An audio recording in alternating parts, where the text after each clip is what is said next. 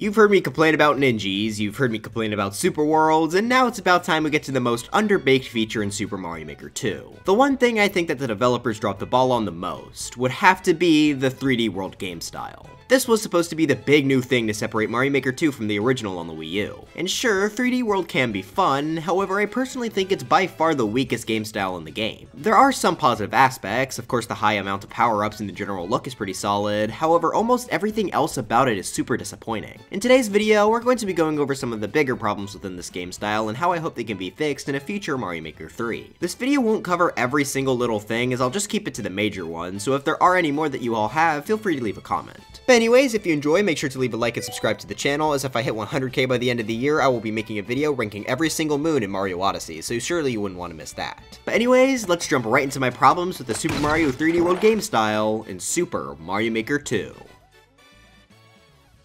First, let's get the obvious thing out of the way. This game style is completely separated from the other four. Now, I wouldn't necessarily have any issues with that, however, this is the only separated game style. You know, actually, maybe it's just because I'm salty that they never added another game style as DLC. I mean, really, they left an obvious space here and they made the title plural. What's wrong with them? Now, what does making this style separate from the others entail? Well, when you make a level using the first four styles, you could swap between them during the level making process, just in case something doesn't work in a specific style or if an item doesn't exist there. Speaking of those items, every single one has an equivalent in the other three main styles. Most of the items remain among all styles, so don't worry Monty Mole fans, he's present everywhere, but power-ups like the Tanuki Leaf will change to match whichever game style they're in. If you attempt to change a level to the 3D World game style, however, it won't work. Instead, your entire level will be disintegrated and you'll have to start all over again. To be fair, this is not usually a problem you'll run into. Most of the time when you make a level, you'll know if it should be in 3D World, but the reason why the themes don't work together is the main issue here. The item selection is way different in the 3D World style than in any of the others. This is when you Monty Mole fans should start getting upset, as many items do not have equivalents in this game style. Now yes, that is due to many of them not appearing in 3D World, and the game style being different does not necessarily mean it's bad. There are a lot of unique elements in the 3D World style that aren't present in the others, which does open it up to having a few new possibilities. The problem is, the elements that 3D World is missing are some of the most important to making more complex and interesting levels. Let's take a look at a few of those major cuts.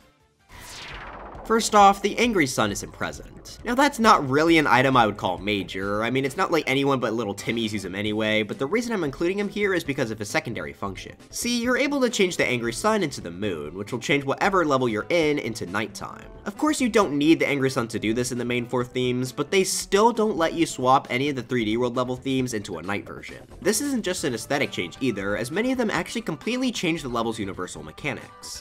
The desert will make harsh wind blow throughout, the snow theme will make everything slippery, and so on. Some are, better than others, but they provide a lot of variation for the levels in the main four themes. 3D World's levels are definitely starting to become the most stale of the bunch. With it being the new style, it's also the most common to see as well. Letting us make nighttime levels would be a great way to make these themes feel much more fresh. The lack of nighttime themes just goes to show how willing Nintendo was to implement this in the easiest way possible, and this isn't even the biggest thing missing in this style, but let's go ahead and take a look at a few more smaller ones before we hit the big ones.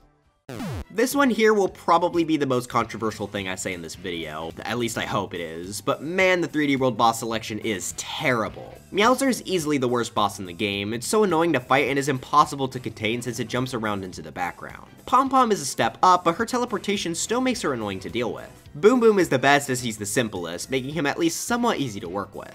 And that's it. Yeah, despite the original 3D World's pretty great boss selection, this is all that made it into Mario Maker 2. And I get that they probably couldn't do Junior and the Koopalings, but the fact that the other styles each get 10 different bosses while 3D World only gets 3 is pretty baffling to me. Boss fights are almost never interesting in 3D World either, as they're either Boom Boom or complete garbage. I do think that this is a low priority compared to what's coming up, but the lack of boss diversity really helps make this theme get very stale very quick.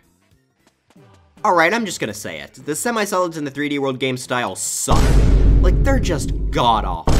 The main thing I personally like about Semisolids is how they can be used as backgrounds for levels. They're able to add so much personality and are another thing keeping the main 4 styles much more fresh. The Semisolids add a sense of care to levels that they're added into and go a long way in making my opinions of a level go up. Each theme in the main 4 styles has 3 unique Semisolids you can use, leading to a lot of unique combinations. Do you want to know what 3D World Semisolids are like? Well, first off, there is only one Semisolid per theme now, which is already bad enough, but over half of them are just these ugly chain things that don't work for backgrounds at all and just kind of look ugly overall. While the 3 non-chain ones actually do look pretty good, there are still even more problems with them. For one, you can't place doors on the same tile as a Semisolid. Why? That basically makes it impossible for these to be used as room backgrounds, as there's no great way to transition into them. On top of that, you can't even place anything on the same tile as the top of the platform, meaning you'll always have to leave an ugly space for these guys to be able to breathe. The other Semisolids are so much simpler and easier to work with. These guys just have way too many problems to be even remotely helpful. Okay, there is one thing I like about these guys over the main Semisolids, and that's how I like that the catsuit can let Mario climb up them, but other than that, what a joke. At the very least, they need to add a second Semisolid for every theme in 3D World, if not a third. Then they need to actually make them function closer to the others, because as they are now, what a pathetic excuse for an item.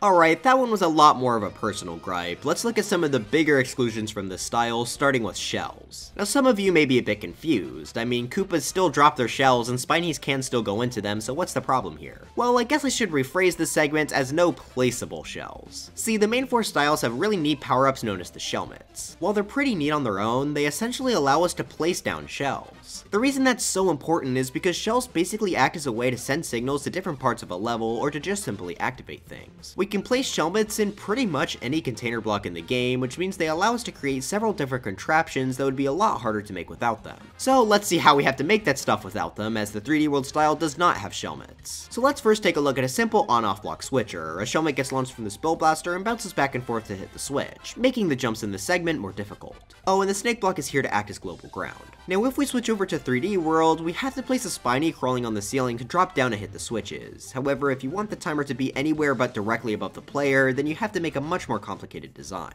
Without being able to place shells and things like question mark blocks, it can make things that were simple to make in the other styles much more challenging here. The easiest way to fix this would be to just make Koopa shells placeable. We don't need to have a whole shellmet power up, so just let us place down the shells and most of the issues would be avoided. Actually, there's already a shell power up in 3D World, so why not just port that over? It'd be a unique power up and is pretty similar to the blue shell in New Super Mario Bros. DS, which is a fan favorite. This is our first major limit on this style. Luckily, spike balls were added in later on to bring some of the shell's functionality back, but this is still a huge hit overall.